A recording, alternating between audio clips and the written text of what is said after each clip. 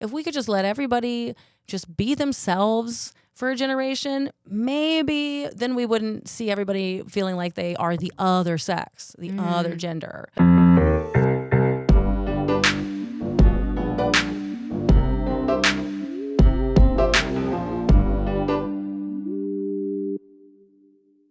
You can start talking about this special and you can promote it. That's my suggestion as your manager. Thank you. Well, the special's not out yet, so I don't know if we start promoting it yet or not.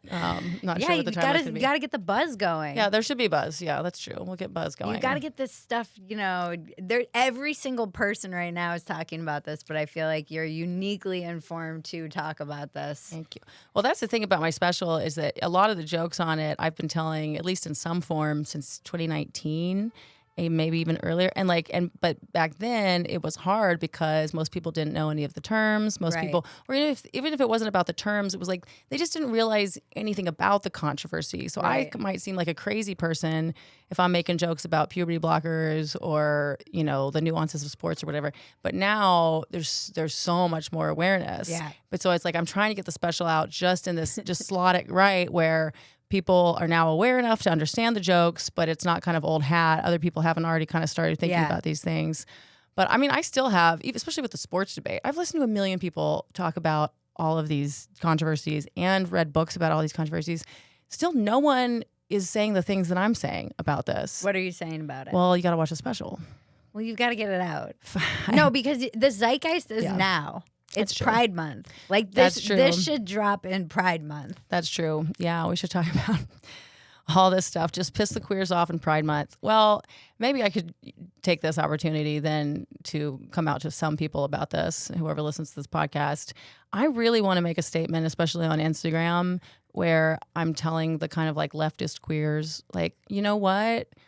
I'm going to stop, so I've put out things on Instagram before, whether it was clips from stand up or clips from my other podcast, Gender Fluids, where we're saying some stuff. We're kind of making fun of queers a little bit, like we made fun of Dylan Mulvaney, for instance. And we just got so many people commenting, saying, how dare you? I can't believe queers are antagonizing other queers like this. And you're giving fuel to the Republicans and all that kind of stuff. And I'm like, the reality. And then if you delete someone's comment, they're like, oh, you're silencing a trans woman. And you're like, well, first of all, this is my page. Yeah. I'm allowed to have it be. I don't have to have mental anguish every time I see my page. Like, I can block you if you want. Also, and you can say whatever you want on your page, Yeah. But also, I think that they're making queers look bad. And so I don't really want that to be happening on my page. I'm like, you're making queer people look humorless and obnoxious. And so I actually think it's better for the community if people aren't if instead they're looking at this thing, they had fun, they laughed, they saw two queer people being able to have a sense of humor, to be able to kind of make fun of the annoying parts about our culture.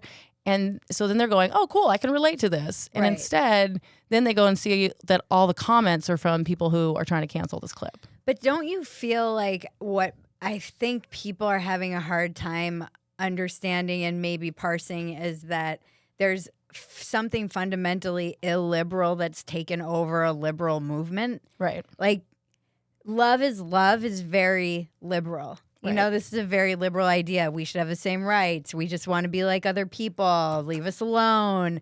Suck my dick, bigot, not so liberal. Forcing lesbians to have sex with biological men, not so liberal. Right. And this seems, I'm writing a piece about this actually right now because I find it such an important conversation because there's this massive conservative backlash to Pride in Pride Month. And there is, as Douglas Murray says, this parasitic movement that's attached itself to the Pride movement. And he's like, liberals and gays need to call this stuff out. It's not just up to conservatives. Right. And so, that's something where if we're all being lumped in together, and they've done that on purpose, like the LGBTQIA plus community. And I'm like, well, we're not that much of a community. Yeah. Let's not lump all of us in there.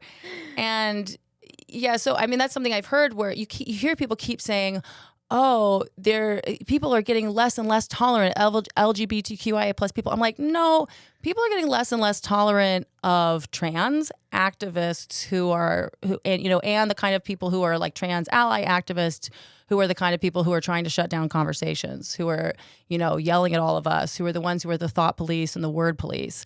That's who's losing the culture war. Like, I think most people are still pretty okay with gays, but that will change. And the more and more we're associated with the trans people who are annoying everyone and the trans allies and the non-binary people, then the backlash could really come for us too. Right. And, it's like, I have really nuanced thoughts about all the trans stuff. And I don't think, that it's like trans people, like what were you just saying earlier?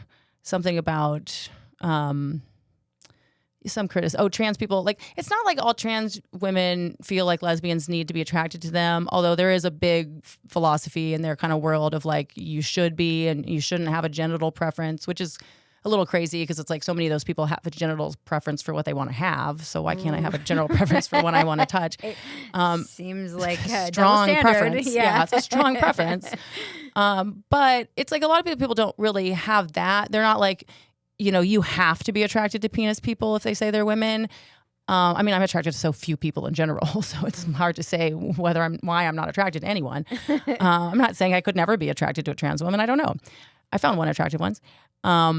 But it's like if you're a lesbian who wants to organize like a lesbian party and you're going to advertise it in any other way besides just literally inviting people directly, then you couldn't say this is for vagina people only. I feel like lesbians are really bearing the brunt of this. Right. It's because it is inherently kind of a misogynistic movement in some of these areas. And I don't know if it's maybe just because it's women and they'll roll over and they're more likely to try and appease and be pleasant and please, that they seem to be, their spaces kind of get invaded and everybody, because you don't really hear it going in the reverse. Right. Well, there was one, I know that there was a men's group in like Michigan, like a gay men group, where they tried to say, hey, like you got to have a penis to be at this thing. And they were like torn down on Yelp and stuff, like everybody went and gave them 1-star reviews and said they were transphobic. But I'm not actually sure whether that was a bunch of trans men doing that or if it was just either trans women and or their little people who like muckraking for them, and they went and did that. I didn't really hear, I couldn't tell whether it was actually trans men or if it was just whoever these trans people and or their allies are, those kind of activists are who went and did that. But I know we have a lesbian night that's like an underground lesbian party in Austin that happens kind of once a month-ish. And it's really fun. I've been a few times and it's absolutely awesome. You go and you see everyone you've ever been on a Tinder date with, everybody's ex, everybody, whatever, it's really cool. But then like the first time I was there, it was, traditional lesbians plus some trans chicks. And it was really cool and still chill and like whatever. It felt very safe. Like it didn't feel like there were just like people sneaking in and pretending, it was like, I know a lot of these trans women anyway. Okay. Yeah. And then like the last time I went, I'm looking around going like, there's a bunch of dudes here. Like, I don't know if all these people claim to be non-binary or what. Yeah. Some of them have long hair, but there's a lot of just sweaty, hairy men doing a mosh pit at the end of the like that's not, and what I looked and the way they had worded it now was they were like, all dykes welcome of all genders and sexes. And it's like, why can't you even just say all dykes welcome? Yeah.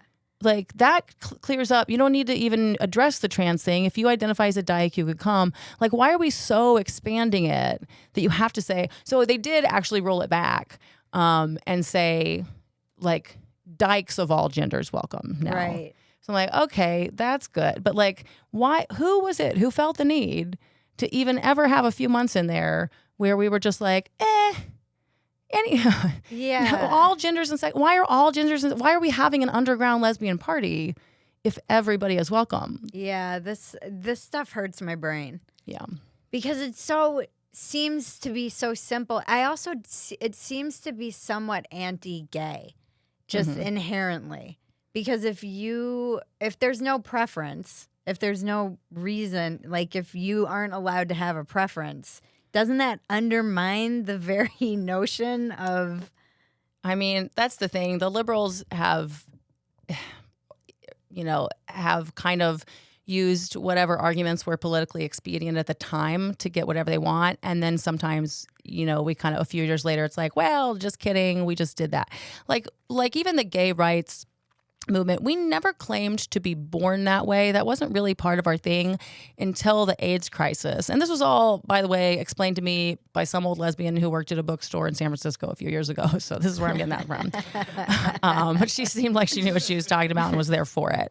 She was telling me the whole history of when they added the L and then they rearranged the letters. And interesting. But she we said, should get her on the podcast. Yeah, if I could find her, if she's listening, reach out. So she said that the born this way rhetoric came about in the middle of the AIDS crisis. Basically, gays could not really get any help for a long time. Nobody cared because it was just the gay disease, and it was just a handful of lesbians kind of playing nurse to the gay men, and it was just a really sad state of affairs. And so they decided to take the language from the civil rights movement of like, hey, like people are born their race. Like you can't blame them for that. You can't think less of them than for that. Like God made them that way. All those kind of ideas. Like morally, we had evolved to a place of realizing like, yeah, we shouldn't be discriminating against people by the basis of something that's inherent to the way they're born. And so we took that and adopted that in the gay world and said, hey, we're born this way. And then, Lady Gaga eventually comes out with her song. But the reality is, and I remember being a little gay teenager being like, well, I don't think it's as simple as you're born this way. There's obviously some nature and nurture going on. I mean, if you look at identical twin studies, they're not 100% gay. So it tells you pretty simply, like, it's not that simple. There's obviously... but a lot of those twin studies are bullshit. Well, a lot of all kinds of studies are bullshit. But still, like, if you know any identical twins, I've known identical twins where one was gay and the other wasn't. Mm. Well, the other's probably bi and didn't realize it or whatever. But why would they have to be both? If it was all genetic. Okay. Unless you want to say that the tiny bit of difference of like in utero something happened. Is that what the born this way means? Born this way means you're born gay, which is like you're not born gay. You might be born with a genetic predilection depending on the micro and macro environmental situation that it'll express that way. I guess I never took it that literally. I probably never even thought about it until this moment. I don't think I took it like you're born gay because it's genetics. It's just like, those kids and you're like, they're gay. They're gonna be gay. Yeah. Right. Yeah. They're pre-gay, whatever you want to call it. And in fact, a lot of those kids, express some amount of gender dysphoria. And the old studies that we had about it showed that after they went through puberty, almost all of them became satisfied with their natal sex and were just like being gay. Yeah. So now the idea of then taking every kid who expresses gender dysphoria and saying we're going to interrupt their normal puberty and then a few years later put them on cross-sex hormones and voila, we fixed the trans kid. It's like, but that's why it feels somewhat anti-gay. Right. There's a sort of almost genocide, if you will, like not actually killing people, but if you're taking the kids who probably were going to be gay and then transitioning them to the other sex. I mean, you never know, though, because some of those kids still might wind up bi or still might wind up still gay in their new sex because everybody's sexuality. But so that's the thing. Like we said, we were born this way in order to get gay marriage. And now we're at a place where everyone's like, well, sexuality is fluid. Also, I don't know that everyone is like that, though. But I mean, everyone on the kind of in the kids these days, the kids on the left these days, their story is currently like, things are really fluid. And most of us are probably bi or pansexual anyway, or you should be, but all these things kind of keep fluctuating. But those of us who were gay back in the day remember how hard it was to say, like, to convince people, like, we need rights. And I need to be able to be gay, even though I'm a Mormon, even though I'm in this conservative world, because I'm only falling in love with women. Mm-hmm. I seem to only have the capacity to fall in love with women. Mm-hmm. So that's really important. But now they go, oh, okay, you only fall in love with women? What about these women? I'm like, well, I meant females. Sorry. Lesbians. What is a woman? Well, it's a question on everyone's mind. And to me, that question is so like... We use different words in different ways in different contexts. That's how language works. Yeah. Sometimes when we mean woman, we do mean adult human female. Other times when we say women, we kind of mean femmes. Other times we mean straight women. Other times, we mean it depends on the social role that you're playing in that. But don't you think just globally that some of this feels like such, talk about privilege. Like Right. even being able to mess around with words like this. If you went around the world and said, "What is a woman?" don't you think most people know what you're talking about? It's not something that's like, we're going to get into all of these dynamics that we learned in our class from our feminist studies professor about gender ideology, which is one of the real problems I think that gets mixed up with LGBTQIA plus and pride, is that this ideology and then you add corporatism. Right. These two factors, it's all kind of coming to a head right now, but really because they kind of went for the kids. Yeah. If you like, confusing kids about their gender seems very fucked up. Can I swear on here? Yeah. Okay. Yeah. That's really hard to talk about because there are, first of all, a lot of parents still don't know what's going on. And I still don't fully know what's going on as much as I pay attention, because I know that California's got its own thing going on. But even in the rest of, even in Texas and in Florida and in places, you still have, we're not really sure which teachers are teaching. I've seen some of the books that they give to kids where they go, hey, some people are boys, some people are girls, some people are neither or both or anything in between. You have an internal gender identity that may or may not be the same thing as your sex. This is fantasy. And, well, exactly. There's no consensus on this thing that some people made up in universities a few years ago. It is like a religion. The Holy Spirit might be in you, and it might be a boy or a girl, or maybe nothing. Well, it reminds me of Mormonism, where they came out with this thing called the Proclamation on the Family, I think in 2004, maybe 2008, but because it was when the gay marriage was all being, really debated. And what it says is everyone has a soul that is either male or female from time immemorial. And so that's kind of seems to be what a lot of the gender activists are claiming, is that we all have some sort of soul, something inherent, something that only we can have access to, we can be sure about, even though we might change our minds and it might be fluid. And even despite all that, you still might need to be put on puberty blockers or cross-sex hormones, even though it might be fluid and you might be, yeah. It's also, if it didn't make like zero logical, ideological sense, if you're arguing that it's fluid, why would you take permanent, irreversible?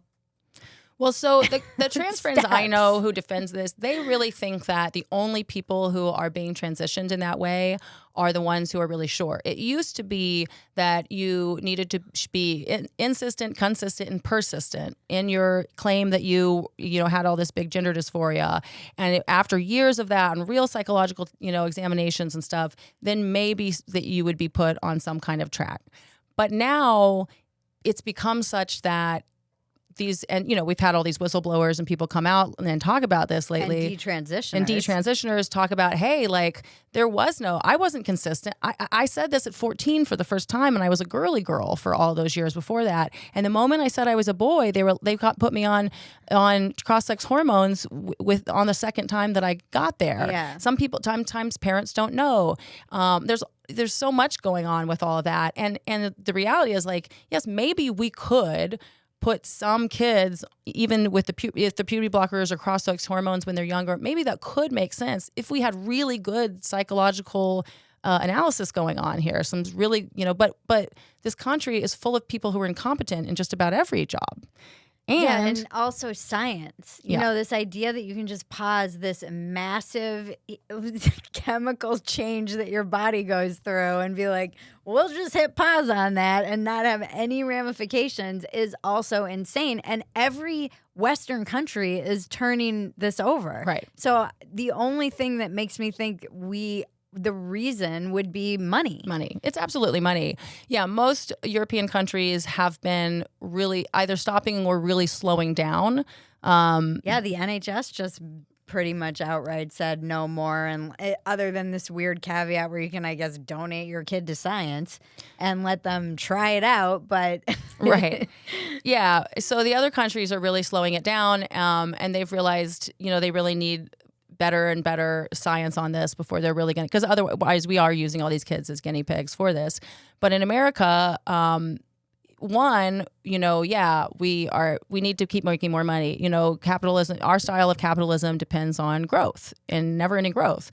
So if they find a new way to make money, it's like, I remember learning in school that, deodorant or razors to shave your legs, like these were things that capitalism made up, and advertisers, taught us to need those things, even though no one needed them.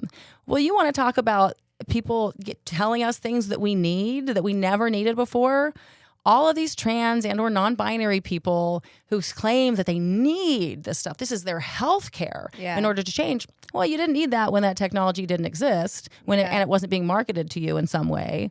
So now all of a sudden you need it, but supposedly, 3%, whatever. I mean, it's like 0.05% of people used to be trans. Now it's 0.5%, but it's also like 19% of youth now are queer in some way. Because it's cool. Right. It was like I understand that some of this is true. And I have a lot of compassion for anyone who feels like they live in a society that doesn't recognize them, give them rights. I do think adults should be able to make their own decisions about what they want to do. But with the kids stuff, it gets into an area where, I'm sorry, parents have rights. Like in California, they're eroding these rights. If you don't affirm your child's gender, you can lose custody of your kid. That's insane. And the other reason that it's so different here and fucked up here versus the European countries is because the lobbyists pushed through these anti-conversion therapy bills, which everyone was against. It was against conversion therapy because we thought of it as when you electroshock gay people while you make them watch gay porn or whatever, Right. But what they snuck in was, if you question a kid's stated gender identity, you can lose your license, and also you'll become a social pariah. And so all these therapists, even if they are good, are kind of hamstrung because they're not really sure whether they're going to get sued, whether they're going to lose their license if they do anything besides just affirm whatever a kid says. And it's like, we don't know. These kids need to be assessed. Are they just reacting to stereotypes? Are they playing make-believe? But no, just believe all kids. I mean, it's an insane idea, and it's taken us to insane places. And that's the thing I want to say to these, these Instagram haters, these people who want to police what I say. I'm like, the reason that queers are not liked right now is because of you.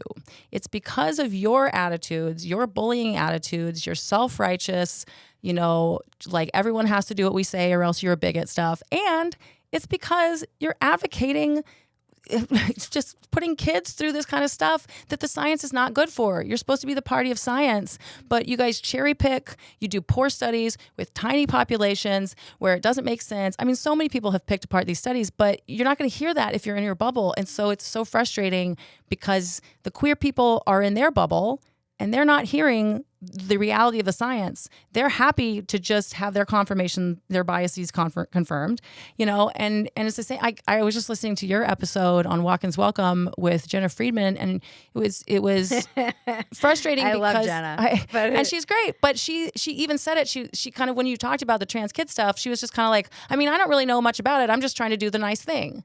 And that's what so many. Like, but there are guns, so it's just so move the. So this team versus that team. And honestly, if I didn't love her as much as I do as a woman and a comedian, the thing I push people to say on record is, are you okay with medically intervening with children to stop their puberty, to take, a healthy woman's boobs, take them. There were so many things that I thought that I didn't want that I wanted. I didn't know I wanted kids until I was in my 30s. Right. And in many ways, the culture lied to me about that and told me I could kind of put that on pause, which is another thing my whole generation is coming to terms with and having to face. Like, this technology will save you. Well, it's even if you freeze your eggs, it's not easy to get pregnant. So there are choices that weren't even irreversible, or you could go adopt or do all these other things that people made that maybe they might have made a different choice had they had actually been given information grounded in reality. Right. And people, I think, need to be allowed to change their mind. Having a child, like, you can't even get a freaking tattoo until you're 18 years old. How is this okay? Liberals need to speak out against this. You cannot.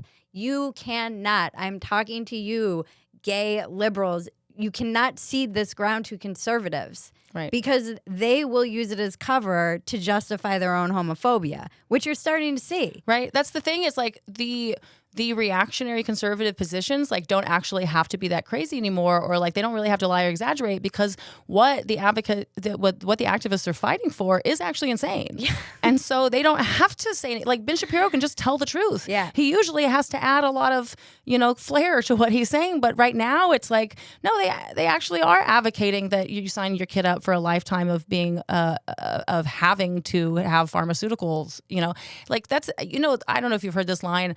The line from the activists, when because there's the idea that children can't consent to puberty blockers. Mm-hmm. Well, what they say is, well, children aren't consenting to puberty, so what difference does it make? It's one or the other. Insane. It's insane, because if you go through regular puberty, you don't have to suck the pharmaceutical companies' dicks for the rest of your life. You also grow out in your normal genitals. You also will be able to have an orgasm. You'll also be able to have a kid. This is what they don't tell people. Yeah. They can't have orgasms. They can't. You can't have children. You can't breastfeed. You're just leaving that out. I mean, I definitely would have become transgender for attention when I was 14 years old and threatened to kill myself. It's hard to imagine that I wouldn't have transitioned. And yeah, I mean, I think that they're still not really being honest with people. I mean, the idea of puberty blockers being a pause button was such a like marketing line to get people okay with the idea of this. Hey, we'll just pause it, and then they'll decide later which puberty they want to go through. And of course, the one study that everybody cites is like, well, 98% of these kids go on to to take cross-sex hormones, so it must be that they're doing the right thing. And it's like, or because if you tell everybody at school your new name, your new pronouns, and you start taking puberty blockers, like the sunk cost of it, the social embarrassment of it, like you're just on that track now. Yeah. And I don't even understand why we're doing puberty blockers at all. If we're so sure about this, and if all those kids wind up transitioning anyway, like why not just put everybody on the cross-sex hormones right away? Why are they going through this weird period of their lives where they're not going through puberty but everybody else is, and then they don't grow out enough tissue anyway, and it is like, I can't believe how many times I've had this insane conversation. I want to unalive myself for the crazy censors on YouTube. It makes me. Oh, are we not allowed to talk about this on YouTube? Okay. I mean, maybe not anymore, but who knows? I do want just put it on Twitter. Yeah. I do want. You had me on to talk about a controversial opinion. I don't feel like I hold that many controversial opinions. Maybe, but yet, boys and girls are different is a controversial opinion. Right.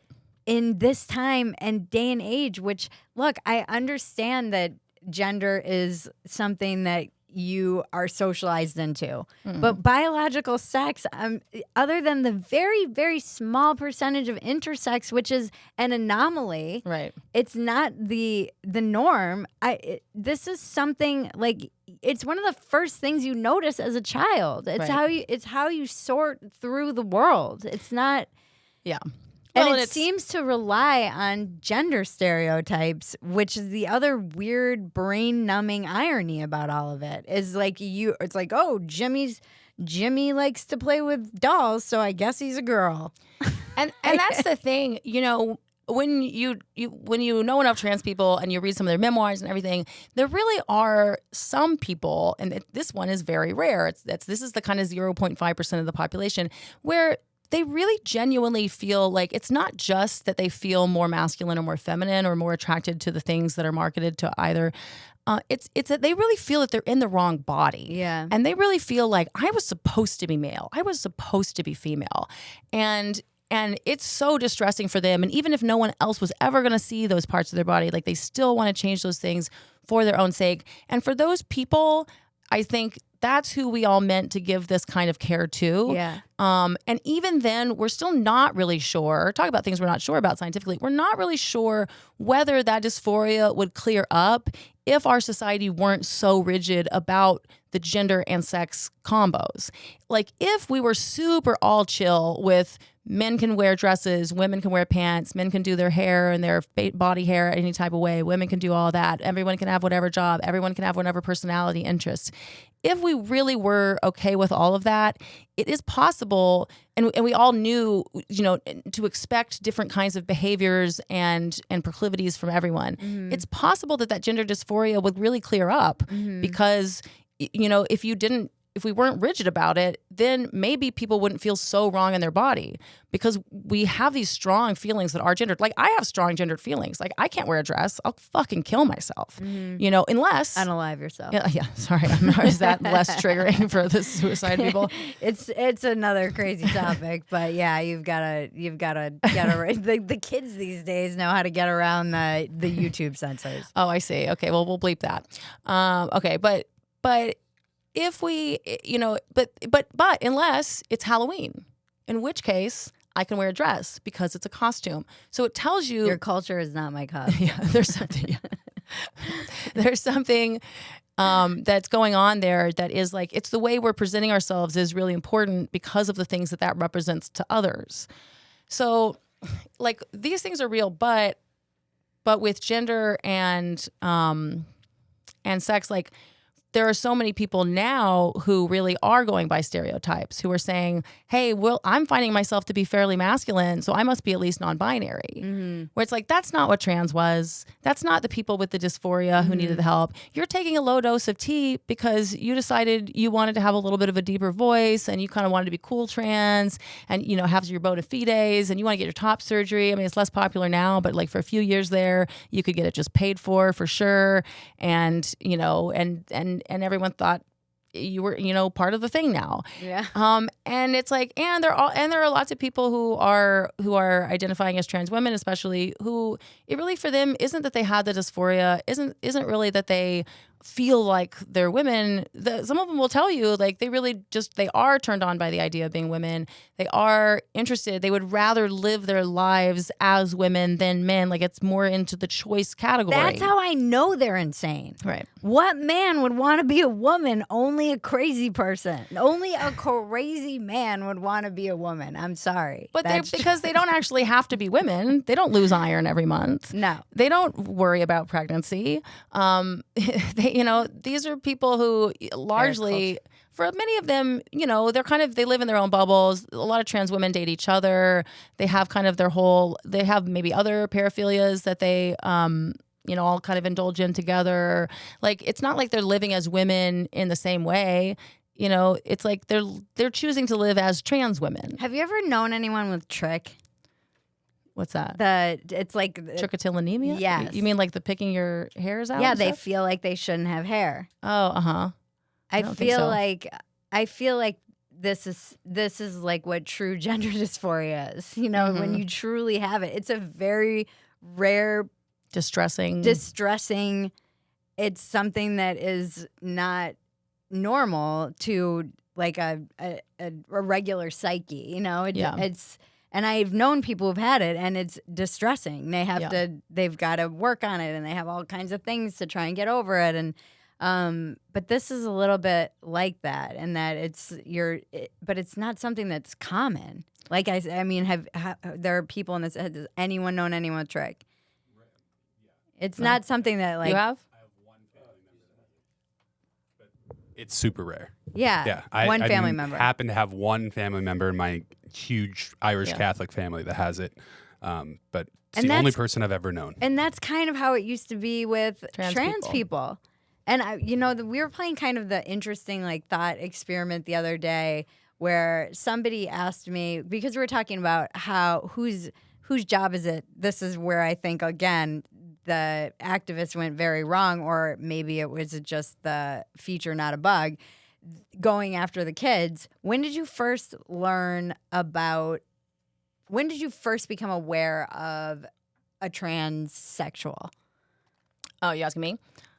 In college, there was a person who was clearly a penis person who walked around bald with a beard and wore a dress. Mm-hmm. And so we all kind of were just like, huh, but I never like talked to them.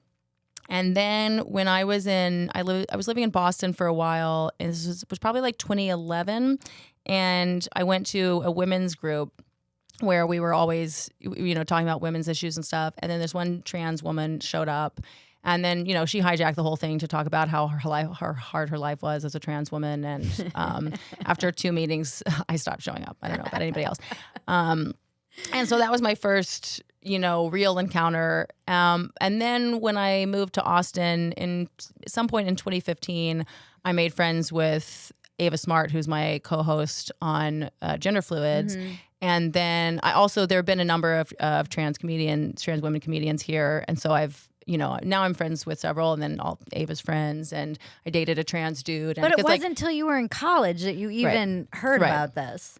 Right. So the fact that young kids are being taught this stuff in school, elementary school, it's weird, right? And I remember I listened to a long thing from a person who identifies as an autogynephile and says that. Will you define that for people who don't know? Right. Autogynephilia is the idea that for some people who seek physical transition, or who just cross-dress, even from man to women's clothes marketed to women, however you want to think of it. They are attracted to the idea of wearing women's clothes. They are attracted to the idea of being seen as a woman. They are attracted to the idea of being a woman. So they're more like cross-dressers. Well, I think it used to be that way. Right. So Ray Blanchard, when he was coming up with this, he was a guy who worked with a lot of people who wanted to transition, and he would sign off and agree that like 85% of them should be transitioning. And it wasn't even necessarily whether they were autogynephiles or not, in his opinion, but he came up with this thing that like some people had this dysphoria and really felt like they should be in the other body, and it was a distressing thing. And usually if they wanted to transition to being a woman, they were attracted to men, and so they just wanted to be a straight woman. But then he said that there were these other people who wanted to, who really were turned on by the idea of being women, and they typically would be attracted to women, and so want to kind of be lesbians. Mm-hmm. And so he's been really canceled. That whole thing, I mean, you got to read a bunch of books to understand everything that happened there. But so the idea of autogynephilia has been something that's been problematized and made into something it could get canceled for saying that you subscribe to it. But at the same time, trans women on Reddit, like when they're talking, or Discord servers or wherever they talk to each other, have reclaimed the term AGP, and they talk about it. And some of them, because now you don't need to have dysphoria to be trans. You don't, like there's so many different reasons. You could just want to be a woman instead of a man. And so for them, like in private, they're like, well, we can be AGP and talk about how we're turned on by being women, but their activist cousins will get you canceled if you say it. Like that's kind of how messed up the whole thing is. But this guy who said that he identifies as AGP, he said for him, he always was like turned on by wearing women's clothes and stuff. And I think he was in the military or something, and so it was a whole thing for him. But then once he read or heard that someone else had gotten some kind of sex change operation or was taking hormones, then he became obsessed with it and had to have it. And this is the kind of thing that happens that a lot of us are kind of worried about. It's like the more we have, some people say the more people have access and are aware of trans and the healthcare available, the more those people will be able to come out of the closet and get the healthcare they really need. It's like, or is it that social contagion? Yes, there's some contagion to it where once you hear about it, if it's possible, like you could figure out how to be happy with your natural body and not have to suck Pfizer's dick for the rest of your life. Right. Or, then you hear about it. Pfizer's a trans woman. That would be a great trans name, a non-binary name. These are my kids, Merck and Pfizer. But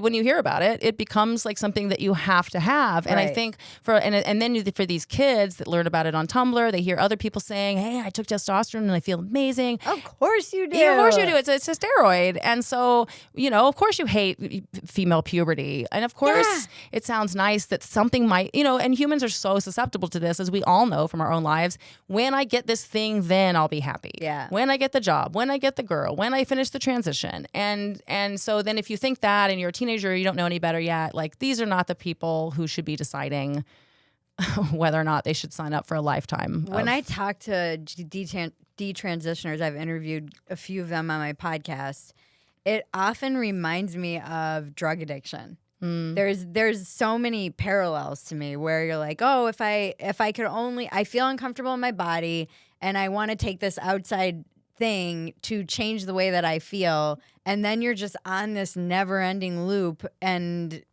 it's even worse because now you have to take meds and you've got to take hormones, and if you go down the path of surgeries, it seems like they're because there's a lot of doctors who are probably good at this kind of surgery, but they don't want to do this kind of surgery. You don't think they're putting their heart in it? even if they get offered money, I don't think that, even if there's pressure, even if the health institution is pressuring them for the, ESG score or whatever, I still think a lot of doctors are just declining. So you end up with doctors who aren't great at this stuff, doing these surgeries. That's interesting. On children, because it's like nerve endings. And I mean, there are not many doctors who are good at this stuff. Yeah, I never thought about, because I know for adults, I mean, there are people who specialize in this, and there are some, trans women who do it themselves, but not to themselves, but who do it to others. But yeah, I've never thought about the children one. Like, who are these people who are cutting off the healthy breast? Are they just like, no, that's more money in my pocket, or are they like, ugh? And then wasn't there that one lady who was on TikTok, and she kind of pioneered the like yeet your teats, and it's so, what was it? It's eating them? Yeet your teats. Yeet? What is yeet? Yeet, like cut them off. Yeet is the word that they're using Google, for? please, yeet your teats. And there's a woman who's like huge on TikTok, and I think she's like a transition doctor or something. But like chick to dude to chick? What are we talking about? Y-E-E-T. Yeet. What kind of trans is she? Are you saying yeet your teats? So this is a trans dude? Tetus deletus? This is a whole thing, though. That's so funny. But there's this one woman, and she kind of got dragged, I think, by libs of TikTok because she ended up she just has these very viral videos that are trying to just jokingly around, like, hey kids, eat your teats, and it's like, what are you doing? What are we doing? Definitely don't be happy with your body. I mean, what are we doing? I hated puberty. Young women, if there are any of you watching us olds talking about this stuff, I think that's her, yeah. Yep. What? Okay, she looks like just a chick, though. I only get to yeet 4 teats next week. Oh, she's cutting off other people's boobs. Yeah. I think this is her. Maculoplasty. Yeah, how are you openly just like okay with this? Is Gallagher plastic surgery like she's doing comedy? I'm not sure if they're kids. It's like a watermelon. Yeah. I think they're old enough, but it's still, TikTok is such a young platform. Young people are seeing this, even if she's only doing surgeries on 19-year-olds, which I still believe is very questionable. Okay, my commute every morning to yeet the teats. This should be illegal. Like, you're not allowed to advertise smoking on billboards, or like contraception or abortion can't be gone through the mail. But like on TikTok, you're allowed to just popularize yeet the teat. I mean, that's insane. Yeah, there should be rules. Yeah, forget what's happening in schools. We probably need to look China at TikTok even more. This stuff. Yeah. China's like, hell yeah, self-destruct. We don't care. Yeah. Let's circle back, because we haven't really talked about what we came in here to talk about, which is the idea that there are differences between men and women, or males and females. So let's talk about that. Because you actually you said something earlier about how like this is new, that we have to even debate that, but it's not, because the part of one strain of the feminist movement for the last several decades has been you know what? These differences between men and women are all sociological. Absolutely none of it is genetic. Fault. It is, unfortunately. And I remember, I argued with them like in college and thereafter when my friends were kind of saying this kind of stuff. I took these kind of feminist classes, and I was like, well, yeah, I mean, the gender differences aren't as big as people have been thinking they are, or the sex differences, but there's still some, right? Well, I think that this is the other confusing thing is that sex and gender's been conflated with sex. So when I say boys and girls are different, I mean, yeah, I had a baby and these 3 dudes can't. Sorry, don't mean to offend anyone, but that's just reality. Although they're working on that. Right. We'll see. We'll see about that. Yeah. It's a lot. It's a lot of science involved. Still, we're not there yet. And it's, like you said, a lot of science involved. It's not the way that I just feel. That's why I feel like that. I was like, is this podcast going to be like 5 minutes? Because I refuse to even engage in the arguments because it's not. It's nonsensical. Reality remains undefeated. You can say whatever you want to me about all this crap. You still can't have a baby if you're a woman, and it's not even about whether or not you can have a baby. It's you're not going to get a period. You might not have. There's so many things. Well, it's biologically, like you have a vagina and you have a penis. They're just. I don't know why this is like up for debate. Well, so it makes me want to unalive myself. Right. We know that. Some people are born with penises, and some people are born with vaginas, and almost everybody. And some people are born with slightly ambiguous genitals, but even most people with intersex conditions do have non-ambiguous genitals. And then we know that a lot of the kids claim nowadays that we don't actually know whether most of us are XXXY. There's one of their lines is that no one gets chromosomally tested, and so we're not sure. In which case, I'm like, why don't we start testing everybody if we think that many people are something else? But, for a long time, the feminists were saying, because I remember my first friend who went gender neutral actually, interestingly enough, gave me this book. It was on sports because I was trying to argue with her, and back in the 15 years ago, with them, at the time her, but I was arguing that well, okay, yeah, of course, like as we get more time with Title IX, as we change society, like women are going to set better records. Women are going to make some strides, but there's still going to be physical differences. Not anymore, bitches. And they were saying, get back in your place. Yeah. And so they gave me this book, and the book is a classic feminist style book that I had read in college, where it'll say, hey, you might think there's this big difference in, say, sprinting, records between men and women and differences. But the reality is, in 1900, the record, men were 10 times better, or whatever, 10% better, we'll say, whatever. But now in 1990, it's only 8%. So we'll just keep going. I'm like, no, just because we've closed the gap some, it doesn't follow that the gap is gonna go away once we keep socializing people different. The dudes are still gonna get better too. Yeah, and the dudes are getting better at the same time. But like we've closed the gap. Yeah, of course we close the gap a little once we let women play sports at all. Women are allowed to do sports. But the whole thing about because yes, not all women can have babies and blah blah blah. But everybody's body is either organized to produce small gametes or large gametes. And even with intersex conditions, almost everybody is still in one camp or the other. Mm-hmm. And when your body is organized to produce large gametes, generally speaking, what happens is you distribute fat differently.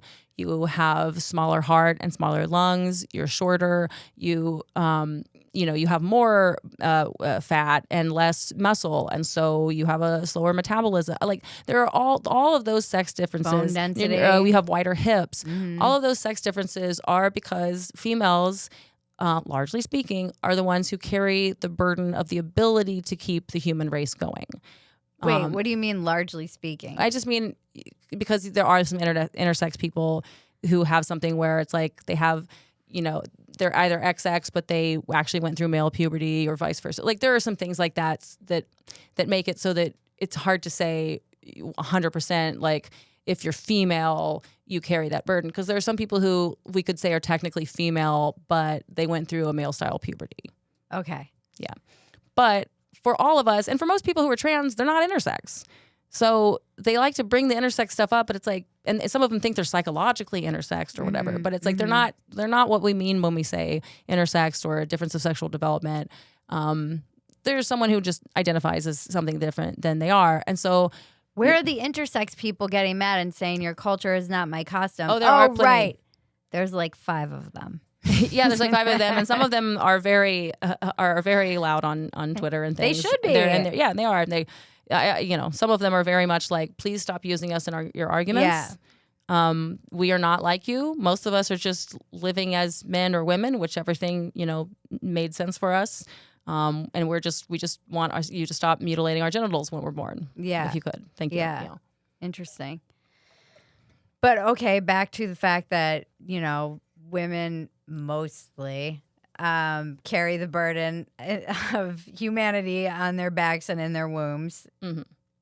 So that means that that's where we have these physical differences, and not only physical differences, but there are some things that we are pretty sure about mentally, where women seem to be better at language on average. Men seem to be better at math on average. Men seem to be more interested in mechanics. Women seem to be more interested in relational and kind of human dynamics. And so but like all those kind of things, like I think we've kind of boiled down the sex differences and finally gotten a decent handle on what they are. Mm-hmm. And so we finally are at this place. Bless you. And so instead of, but the feminists were arguing, unfortunately, for so long that men and women were basically fungible. And now, it's kind of hit us in the foot, because now all the kids kind of think that. And so they think, well, of course you can change your sex. Of course it's no big deal to play on a different sports team. Men and women are pretty much the same anyway. It was just socialization anyway, right? Mm-hmm. And if they're really a woman, then it doesn't matter if Leah Thomas happens to be, 6'2" and with these broad shoulders and whatever. Like, it doesn't matter if that's an extreme outlier in womanhood. And in fact, some of it, it's like, again, with the hips and the lungs and whatever, like no amount of testosterone suppression and estrogen is going to change these things. It doesn't matter, because on some level, now they've been taught that gender is more real than sex, which is extreme, which is totally a religious idea and has no basis in science or reality. Well, that's more or less what we mean when I say science. Right. I don't trust the science anymore either. Yeah, that's why I don't know. I just resent these conversations, honestly. I don't resent this conversation. I resent that. I feel like if you can convince someone that boys and girls aren't different, fundamentally, just from pure observation, right, you can convince them of anything. It feels so manipulative. Right. It does feel like some kind of unknowing... Like psyop. Yeah. It does feel like a psyop that you can get. And, I always just like to do this with audiences doing stand-up, where I'm like, all right, I'll come out of the closet. I think boys and girls are different. Men, clap if you've ever had to think about something besides sex in order to not come. These men, and they're thinking about baseball, their dead, ugly grandma, etc.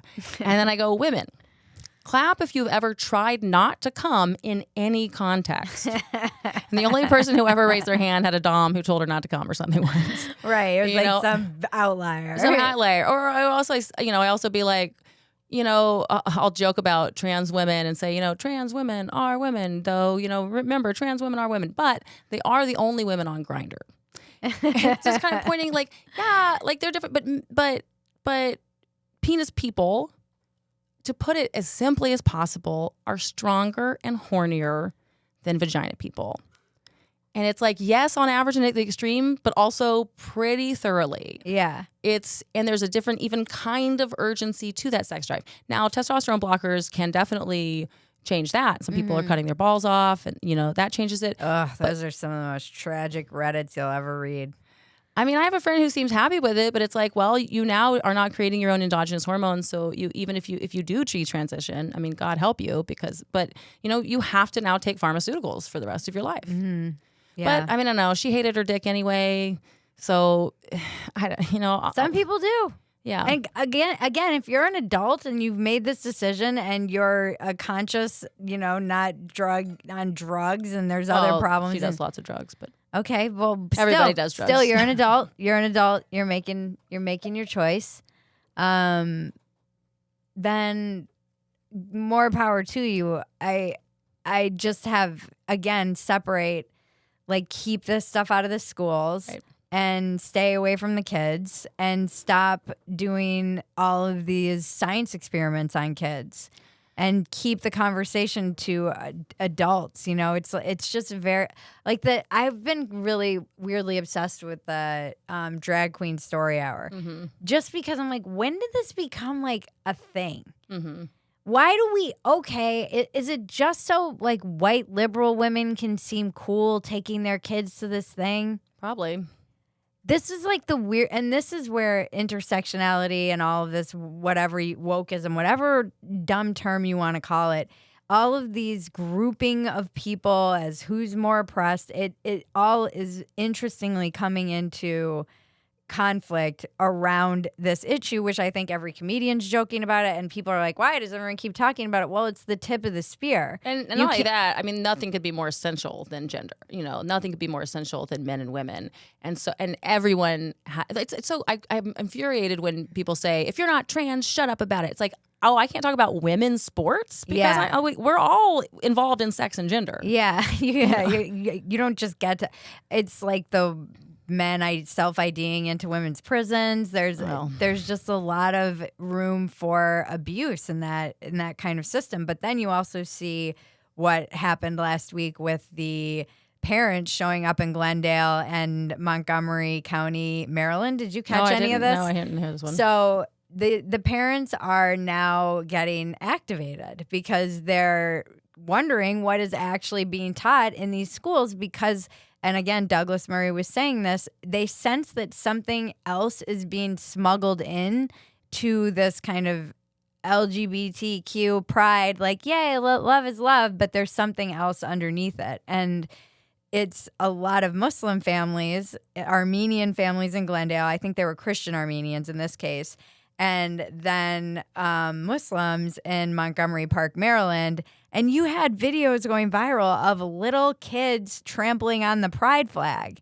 And now, these are not cultures that are traditionally LGBTQ friendly. If we had wanted to kind of forward the actual heart of the pride movement, we might have spent more time. They use transitioning in some of these countries.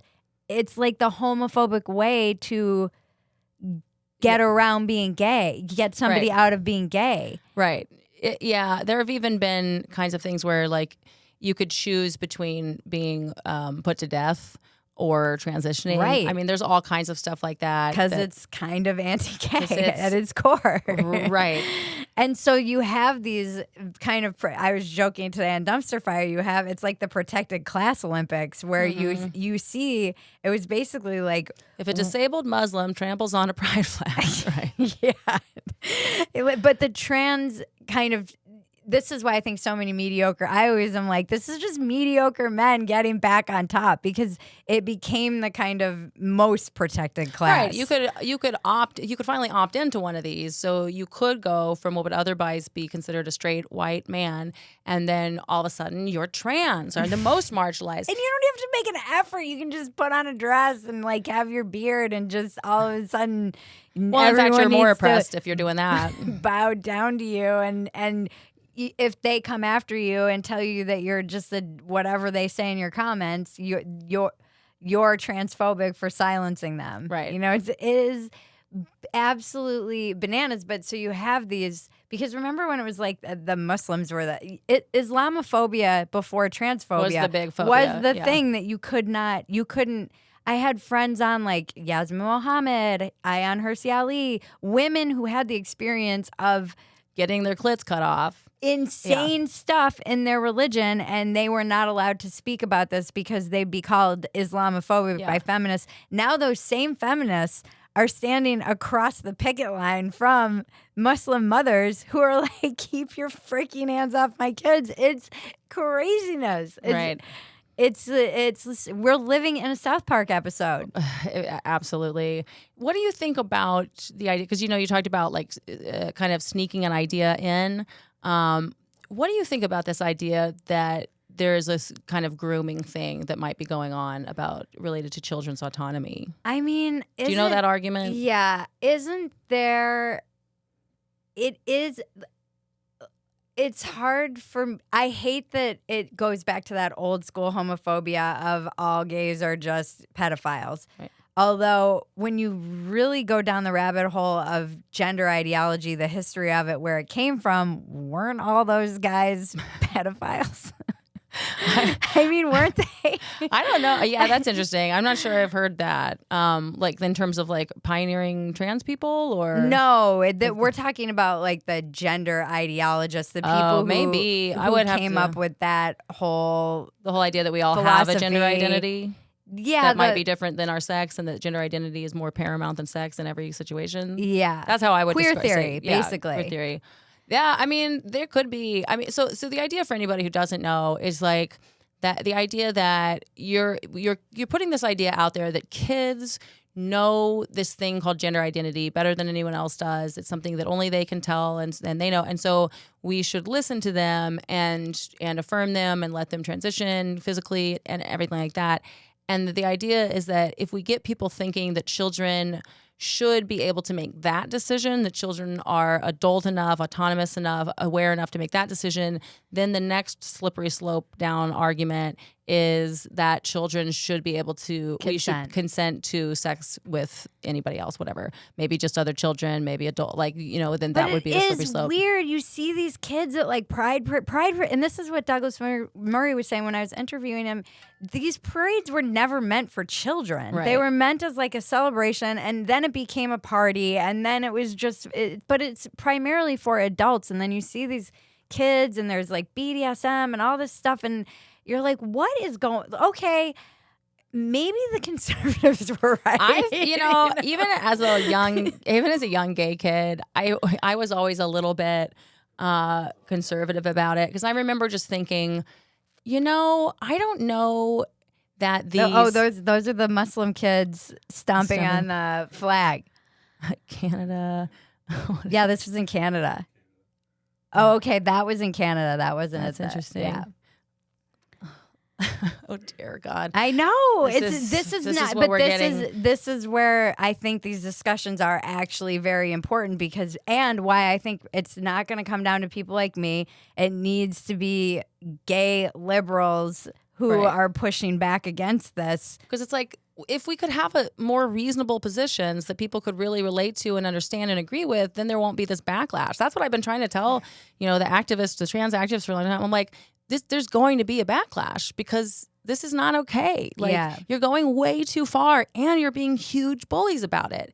And it's not going to go well. And the same thing with the feminists. I said, don't pretend men and women are the same. There's going to be consequences. And even with these gay pride things, I was always, as a teenager, I mean, I enjoyed some when I was 17, 18, kind of sneaking, being able to have that. But pretty quickly, I was just looking around at these men in Speedos and feather boas and stuff going, I don't think this is gaining us like popularity, though. Mm-hmm. Like, we just look sexually debaucherous.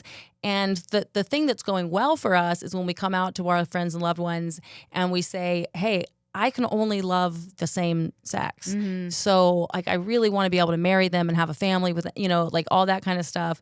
And so this whole thing of like, no, everything should just be all about free sexuality and anything goes. And now I'm like, well, I don't think that's the healthiest thing for society, but also it's like, it's not a very popular look. Yeah. To just also keep the kids out of it. And keep the kids out of it. There shouldn't be kids involved in that kind of stuff. And if you're a parent, if you're a parent who wants to take your kid to that, I guess that's your decision as a parent, whatever. I might question your judgment as a parent, but it's still weird what they're doing in these schools, like how you can transition at school and be transitioned and you don't have to tell the parents. Right. Like, you could be just going by a different name for a year. It's on the form they just give to every kid. They go, what name do you want to be referred to? What pronouns do you want? And should we tell your kids or parents or not? There is going to be a backlash to this. Well, they're already starting. I'm actually surprised it hasn't happened sooner, but I think the social cost is so high to even have these conversations and even come out and say these things, because you just get labeled transphobic immediately, and people have to stop being afraid to to be called names and stand for what. If you believe this, I'm more sympathetic. If this is something that you've somehow done all of the mental gymnastics and won an Olympic gold in cognitive dissonance and weird paradox and nonsensical ideologies, fine.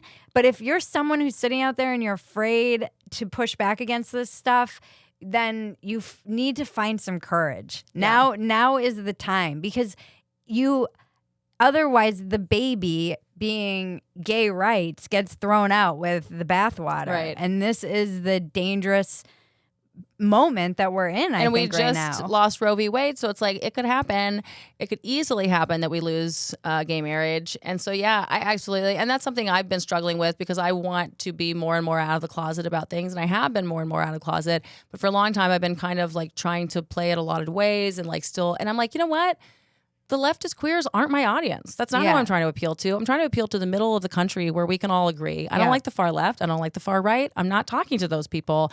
And so I'm just going to stop even worrying about them. And when you talk to people in real life, when you talk to most people are somewhere in the middle about this. Most people don't actually think, if they even have, if you can tell them what's going on about kids at all, they're appalled. Yeah. So most people just don't know. Like Jenna just doesn't realize what's going on in prisons and with kids. She doesn't know. Yeah. She's just trying to have the right side of history opinion. Yeah. And it's like, so we need to raise awareness, and it does have to come from more gay people and more people in the community.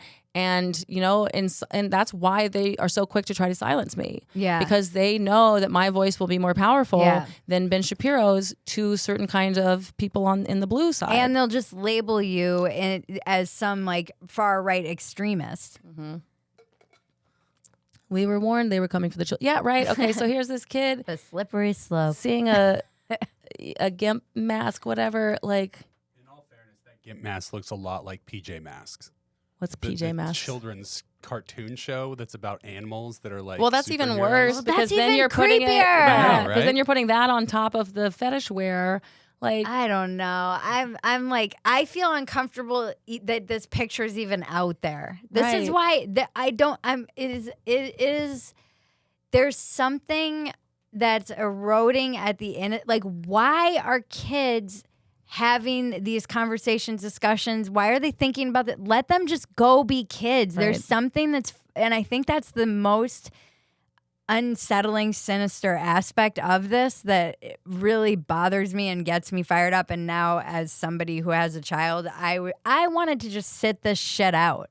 Honestly, I was like, oh, sweet. I don't have kids. I don't have to really, I can fight. I've been fighting like the women stuff, but then having a kid, I'm like, am I going to have to be one of these crazy moms at a school board meeting or homeschool my kid? Because I don't want you to take my child's innocence away. There's enough in the world that does that. Right. You don't need to be infecting their mind with all this confusion. It's so freaking wrong. Yeah, I think, there is something nice for kids about representation. Like for me growing up, if I had been able to just see, some gay stuff being normal. But I think all you need for that is, hey, somebody at school has 2 moms. We can have a little conversation about that. Or you see something on TV. It doesn't need to be everybody's fetish is out. We don't you don't need representation for fetishes. And you don't need representation for what is really supposed to be a tiny, tiny percentage of people who feel so distressed that they want to medically transition. Everything else, it's like, guys, how about we just try doing it for a generation where we just let everybody be however they are, which we haven't really done. They were starting to get there in the 70s with the androgyny and stuff. But if we could really just get everybody on board, including there's even only 2 genders, Republicans, even the 90s. But there was still a lot of, when I was a kid, girls still had to wear dresses to church. Girls and boys were still separated in certain ways. There was still a lot. But you were Mormon, right? Yeah, but even at school, there was still things were gendered. I mean, and then the marketing. I mean, I wore jeans and a flannel my whole 90s life. Right. Yeah. No. For women, it was easier. But if you were a boy, you still couldn't wear a dress. Kurt Cobain did.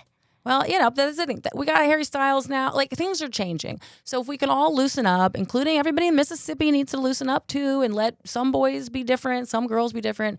If we could just let everybody just be themselves for a generation, maybe then we wouldn't see everybody feeling like they are the other sex, the other gender. But that's why it feels like there's something more to it.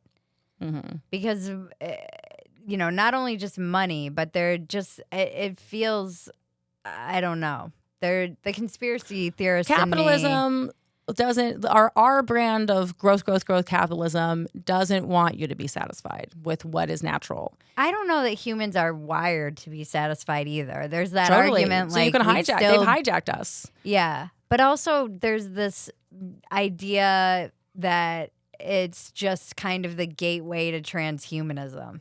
What do you think what do you make of that? I mean, absolutely. I mean, lots of people Your producer perked up. He's like, finally, my lane. I mean, people talk about that explicitly in the internet in their little circles where, they're excited about trading out all kinds of stuff in their bodies. Being a cyborg. Yeah, being a cyborg, being partially cyborgs. There are a lot of people who are really looking forward to those days, and that may come. It'll be interesting, but I don't know if it's really going to be something that's like available to the masses, if that's the way the economy winds up working on that kind of timeline, that like we're all just going to be able to be cyborgs, or if there are going to be some rich people who are able to do that, and then most people wind up just plugging their brains into a virtual reality life. I think that's more likely that most people are going to matrix themselves than that we're all going to wind up being like super cyborg people. But definitely there are lots of people who are working toward that transhumanist future. I guess the argument is this is just kind of the next step in it. If you can get a population and an entire generation to believe that there's no difference between boys or girls, you can take drugs and hormones and get surgeries to change your gender, why can't you change your arm out? Or why can't you change your whatever you want to change about your body? Right. And it's not really that easy. As it turns out, there are a lot of unintended consequences, a lot that we don't understand about why biological things are in place, just like puberty. Well, until we went about interrupting it for some people, we hadn't really thought through everything that puberty does for people and how important it really is to go through that. I mean, we haven't even, now they're doing all these kind of things where they're, putting babies in other people's wombs and stuff. Gay men are having surrogate women have babies. Well, but there's all kinds of stuff that happens where a woman is connected to her baby in these ways. Like there's all these kinds of things that changes a woman's body forever, which like there's so much we're only kind of understanding now. So the idea that people are like, I'm a trans woman and I'm going to get a womb put in there and I'm going to make a baby and whatever. It's like, God, like, we don't have the science for that. We're never going to be smart enough to like have thought through everything that evolution has done for all these millions of years and be able to make this be okay. I have a question. Do you think that the conservative backlash to the gender discussion and pride in particular, obviously these things have been effective. You see boycotts of Target and Bud Light, and so I wouldn't argue that they're not effective. But do you think that from a moderate or an independent perspective who's not very online and doesn't understand gender ideology and doesn't understand CSG, which we haven't even touched, the reason that all of these corporations are going all in on pride is because it increases their score, which increases their liquidity, and so on and so forth. A whole other topic which would take an hour to explain. I recommend people go down rabbit holes and find it. James Lindsay's actually very good on this topic. He's on this topic in become particular. quite the blowhard in general, but he is good at some topics. Yes. So. And we. Do you think that if they don't know all of these things, they just see conservatives trampling on gay flags or conservatives going against pride? Will this be the next wedge issue? Will no one care about it? We're heading into an election. Like, what is your opinion about how a normie might view this? I think normies, in my experience, and I could be wrong because maybe my experience is different, but I think that normies maybe are also at the same time becoming aware of some of the bullshit some of the real concerns about medicalization and prisons and stuff. At the same time, but it is almost like nothing could make the gender activists happier than gay people being oppressed again. Right. Because for them, they're going, look, we are the most oppressed people. Right. You were saying that we'd become really powerful and blah, blah, blah. But look, we are the most oppressed. Look, everyone hates us now. So it's more important than ever that you not make fun of us. Well, it's more important than ever that you give us all your money. This is my friend's theory, is that a lot of these NGOs, like GLAAD, for example, give these corporations horrible advice because then they can fundraise off the backlash. So they kind of walk these companies into well, it's not just it's in these companies are looking for this because they want the good score. Yeah. And so they're going out and actively asking these people but they kind of get backed into a trap. Yeah. And then all of these, all of these NGOs need reasons to exist, and gay rights is, they kind of won that one. That's the real thing with GLAAD and HRC and all that. Once we got gay marriage, they didn't have a raison d'etre anymore, and so the new thing became, let's finally do the trans thing that we've been kind of putting off for a long time.